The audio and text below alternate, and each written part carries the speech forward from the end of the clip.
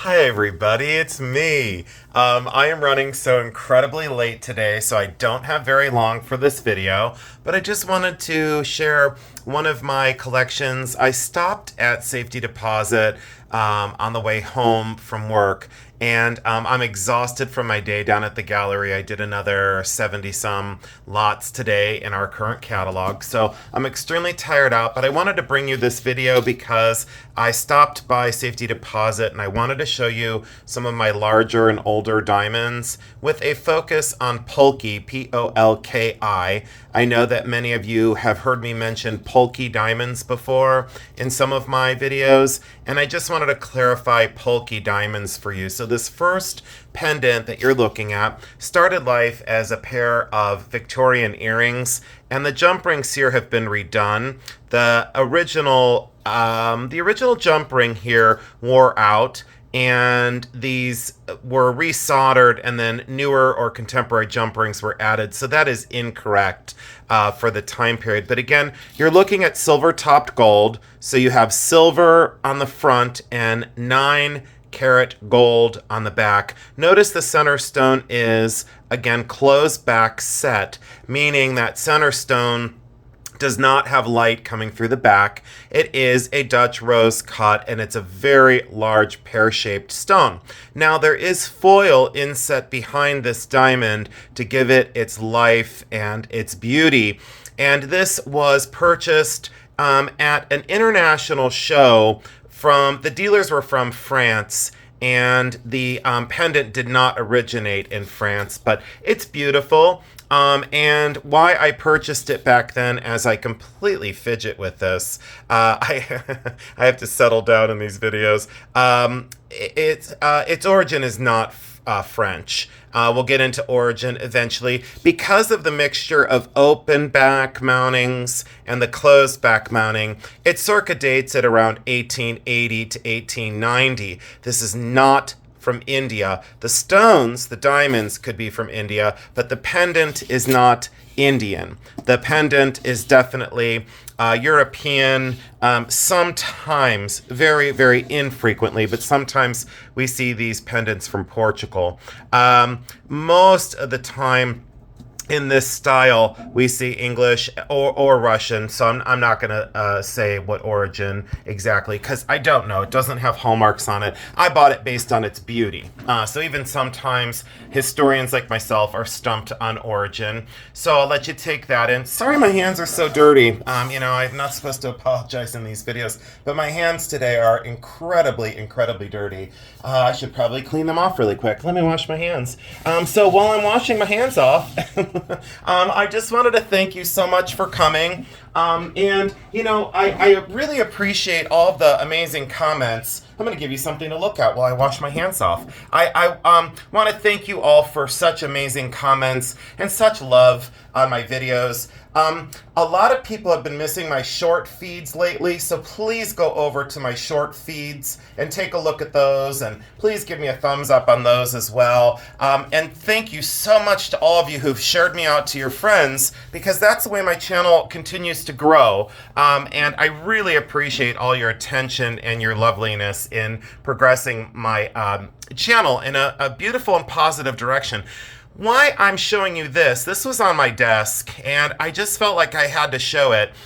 This is Victorian, and it's a mixture of 14-karat gold and sterling silver. So the dark-colored metal is sterling, and then the yellow-colored metal is 14-karat yellow gold. It is Victorian. Notice the construction and the tube hinge. So that is a Victorian beetle brooch, very large for its style. I loved the realism. I love the attention to detail. I love the segmented antennas. The attention to the grace and the gesture and the lines on this were so powerful and so beautiful. Just wonderful, wonderful Victorian brooch. And the part that got me the most excited, two things. I paid very little for this because they didn't know that it was sterling and gold, but this is the great part. So if you lift up back here, right at the base of the tail, let me try and get him open. So if you lift right here, well, if you'd cooperate, there we go. you lift right there, there is a hidden compartment on the inside of this brooch. I am not sure exactly what we've got going on here, what this compartment was used for. Many people have, speculations for many years on what these compartments were used for, but I have yet to see a beetle constructed with an internal compartment like that. I am going to leave its use unsaid for right now until I do some consulting with two of my historians. And circa dating on this, probably 1870 at the very newest. At the very oldest, 1860. So it's about a 10-year span on this specific brooch in this specific construction. But look at the chasing and the repoussé and the detail on that beetle. And I know some people don't like insect jewelry. They think it's kind of creepy or they don't quite understand it. I have always thought that this was just exceptionally beautiful. So I wanted to show that to you for a Victorian bug brooch. And again, thank you so much for coming. Let me squeeze my other diamond out of the way here. And then I'm going to show you let's do two rings. We'll do a comparison and a contrast here. Let me slip this off the ring stand. So here is one ring on this side, and then here is another ring on this side. Now I will explain these both to you. So these are both in fact Indian construction from India, and they were made around the late 1980s. 1980s through the late 1990s on these two specific rings. They are still making this style today, so don't be confused by the fact that they're still making this. Now on the left hand side, you're seeing classic Indian Polki, P-O-L-K-I, Polki diamonds. So the Polki diamonds is the technique and the end result of these classically odd-shaped diamonds that are almost table cut, meaning like a diamond slice. So the top table is very, very large. The crown has a very few facets let me get it in the center, a very few facets. I should have done each one of these separately, but just bear with me on this one so I don't have to hit re-record. I just don't have the time right now, and if I seem a little scattered, I definitely am. I'm very, very tired out right now, exhausted actually, a point of exhaustion, but I love you all so much, and I felt like I had to give you something to look at tonight. So here we go. Underneath, you can see that there is gold foil underneath those table-cut diamonds on the inside. Notice the construction on the inside of this shank. Notice that. So you'll see that there is a gold band on the inside, two gold bands that run the center of the silver. They loved to combine metals in India, so you're seeing sterling silver and 14-karat yellow gold. Now, getting back to these stones, so these are Polki diamonds, P-O-L-K-I. You cannot get them wet. So just remember that, because there is silver foil underneath them, and the foil will change color over time, which I will show you in just a few moments. Now this is a lotus blossom ring. It's extremely large. It's very oversized. Oh, I have a piece of paper towel stuck in my other ring. What a mess today. So this is Polki diamonds at their best in the center of these lotus petals, and then these are just pave set single cut and mix cut diamonds on the other petals. But look at the dimension of this ring. Now this does unscrew, so this unscrews to allow you to get this on. So that inside band, look, the inside band goes up as you screw it up, and then the inside band comes down as you screw it down. So it adjusts the size of the inside of the ring. And I'm a size 10, and it's wonderful that you unscrew this to then screw it back down. Now this will come all the way off if you choose. At any rate, so when you put it on, you can screw it down, and then it becomes tighter on the finger. There you go. So it holds it in place so it doesn't flop side to side as you wear it. All right, so there are Polki diamonds. Then when we look at this ring, constructed in India, same time period, these are diamond slices. These are open back set. So these in fact are not Polki diamonds, they are diamond slices. So there's your difference. Silver and gold foil from behind, closed back set Polki style, and then you have the diamond slices and a segmented ring that, let me slip this on for you. I'll take this other one off. Let's see here. Put my other ring down for just a moment. Let's slip this one on and I'll show you. So it's jointed so it follows the finger as it's being worn. So you can move your finger and it's fully jointed and fully articulated. This is an Indian design. This is definitely designed and created in India. No denying that whatsoever.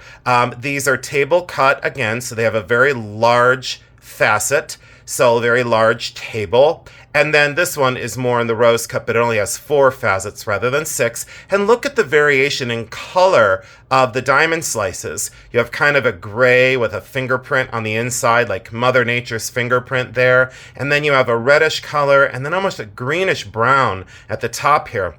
Again, bezel set diamond slices and then pave diamonds in the rest of the ring. I had worn this in one of my previous videos and I didn't talk about it just because I just didn't think about it, but there's that. So now you can see a diamond slice ring and then a Polki diamond ring on the left. So that'll explain a little bit more about the technique that was used. So you have those 2 rings, and again I'll zoom in because they're beautiful. Their craft is amazing. I loved them very much. These were not inexpensive. So you know, price-wise, I usually don't discuss price, but I'll go for it anyway. This is around $5,000 to $7,000 for this one, and this one is around, I think it was around $1,800 to $2,200. Yeah, $1,800 to $2,200. So that's what you can expect to pay for such pieces. So if you find them, a lot of people confuse these, especially this one, for marcasites. You know, they'll say those look like marcasite. Well, in fact, marcasite was, you know, sometimes synthesizing early diamonds. So let's be clear on that. So we'll move those out of the way. And then as I continue to get more and more tired as this rolls on, here is this diamond ring. And this one I had in a previous video, but someone had asked me to bring it back to see the construction on this up close. Look at that amazing, amazing diamond. Bezel set. It's a mixed cut diamond, and again, I choose not to talk about this one just because I don't want to.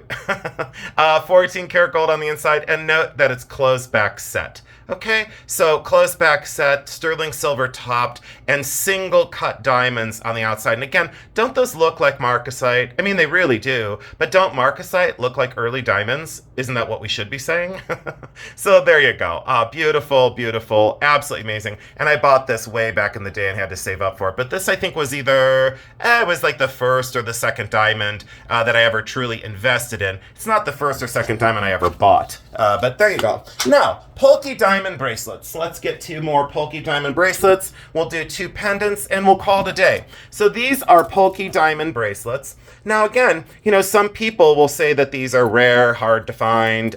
You know, you'll hear a lot of stories about these. Not true. These are at every international gem and jewelry show that there is in the United States. And these come over from India, and they're extremely well crafted. Now, remember this. There are different quality of these, both in silver work and diamonds that they choose. Look how complex these 2 are. Normally, people, when they buy these, they buy the much smaller version. It's more narrow. The diamonds are much, much smaller, much more affordable. I don't want to say cheap, but cheaply made and mass produced. Let's just call it what it is. And, you know, sometimes, you know, my honesty can definitely get me in trouble. But there are diamonds set on the side. Look at the inside of that. Sterling silver. Oh, it's going to focus on the diamonds.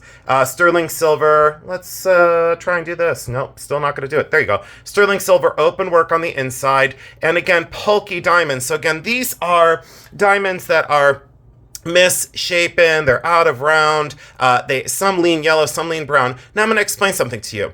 I have had this bracelet for over, let's see here, that would be 16. I've had this bracelet for 16 years. And again, I broke the safety. I mean, I broke that into smithereens. I should just pull that off of there. It annoys me. It drives me absolutely crazy. I don't need it because this snaps closed just fine. But all right. Back to the diamonds, as I get sidetracked by a broken clasp. This is the most beautiful natural, beautiful Polki diamonds. So again, those are from India. The bracelet is quite large in diameter, so it would fit most wrists. Let's put that one down and talk about this one. Fantastic. So you've got gold on the inside, silver on the outside, and then gold kind of stems that hold these Polki diamonds in place. Again, let's zoom in on the back of this. Let's take a look right there. Boom, there you go. Totally closed back set on the diamond slices. On the other diamonds that are single cut, those are open back set to allow the light through. Again, look at the clasp, a double locking mechanism and much higher quality. And there are diamonds on the side. So again, sometimes these don't have diamonds on the side, and those are just kind of the more affordable versions, if you will. Kind of, more tourist trade, quick in, quick out in India. These are slightly more complex. So again, just look at the complexity of design. And this one is over an inch wide, very large, very beautiful. And I can hardly wait to get that back in safety deposit where it belongs. But that one, let's go over pricing. So on this wide one, conservatively 3,000 to 4,000, maybe 5,000 to 6,000. And then on this one, because of the size of the stones, if these stones were much, much smaller, you could easily get one of these for 500 to 600 now. Easy, 500 to 600 if it's the smaller stones. But look at the size of these stones. They're very, very large. I would say on this one now, you're probably between 2,000 and 3,000 for this specific one in this size stones. And I don't remember the full carat weight on this, but again, they optically look much, much larger than they are, okay? They're optically much, much larger as I ignore an incoming phone call to save my time with you. So there was a phone call that was taking up my whole screen again. I put on Do Not Disturb, and here we are being totally disturbed. So there you go. Beautiful, beautiful diamonds. And then let me show you two pendants. And I think we're going to call it. We're going to say, I have had an amazing time. I was going to try and keep it 15 minutes, and here we are 16 minutes in, because I just don't know how to keep my mouth shut. So these are Polki diamonds. Absolutely, absolutely beautiful Polki diamonds. And there's a Polki diamond pendant. Now, reminiscent, in the same construction, you may see things like this. This is a Victorian original, and these are just rock crystal. So I had shown this before, but why I'm showing you this is closed back set, look like it's from India, but no, this one's Victorian in English. So we have Victorian in English, and then you have Polki diamonds from India, and you'll see the construction is definitely different. You can see, you clearly see. Okay, so there's that. Now, let me show you these two. So these are Polki diamonds. This one is around, I think this is around 21 carats, or I don't know. Maybe it's 18 carats of diamonds, but very, very large Polki diamonds. The central pendant does swivel and sway. A beautiful, beautiful, beautiful stones. Now, why they've started to turn that kind of yellow, brown, gray is because the foil underneath is starting to turn color. I have worn this for over 20, let's see here, about 21, 22 years. I've had this specific necklace. When we look at the back, look at that construction. So Polki diamonds, again, gold foil on the back, all closed back set, even through these diamond slides. And why I love this is because these slides would then move. So you could move these up and kind of change the dynamic of this necklace. So they've got diamond slides on that woven sterling chain. And look at the gold findings at the back. So you have 14 karat gold findings at the rear soldered onto this sterling cable. But you can see that I've worn this for a long time as I, again, completely fidget and have it out of the camera. I'm going to zoom back out. Oh, I'm so frustrated today. But this shows, again, it shows the realism of my life. And I don't want to come on here and fake who I am or fake my life. I'm not going to do it. So thank you for bearing with me on kind of an off day. And I am exhausted. Like I said, mentally, spiritually, physically, I am spent. And we all have days like this. So thank you for being with me on kind of a day that I don't feel 100%. So Polki diamonds again, there you go. I keep saying it just so you know. So beautifully, beautifully set. And look at those natural stones. And I loved its glisten. I loved it. And it's gigantic. It's very, very large. So there's that one. Now let me show you a very early one, and then we are going to call it. We're going to say we've had a beautiful time together. Oh, and then this one. So these are beautiful, beautiful diamond slices. Again, foil backed. You can see that there's no opening in the back. Sterling silver setting.